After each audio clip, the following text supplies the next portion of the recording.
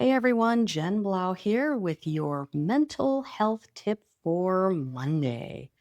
So, today I want to talk about one of my absolute favorite coping strategies.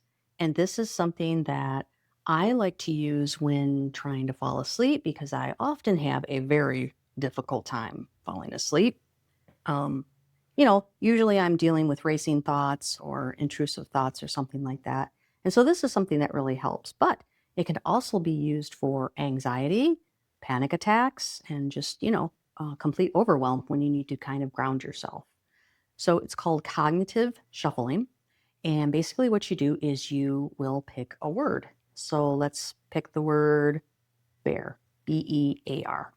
So, what you're going to do is you're going to take the first letter of that word and you're going to try to name all the objects that you possibly can that begin with the letter B, letter E, A, and then R.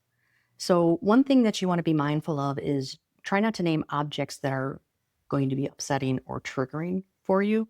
So, instead, just try to name like neutral objects. And what you're going to do is you're going to name the object in your mind, and then you're also going to visualize it in your mind. So, for example, I might say baseball. So I say baseball to myself, and then I just picture a baseball in my mind, and I just leave the image there until it starts to fade away. And then I just go through and I name other things. And again, I name the thing in my head, and then I visualize the thing until it starts to fade away.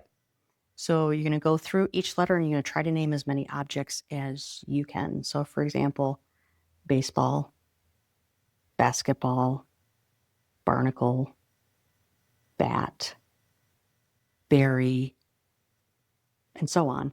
And then basically, once you have exhausted the B and you can't think of any more objects, then you will move on to the E, repeat, move on to the A, repeat, move on to the R, and repeat. Now, usually I am asleep.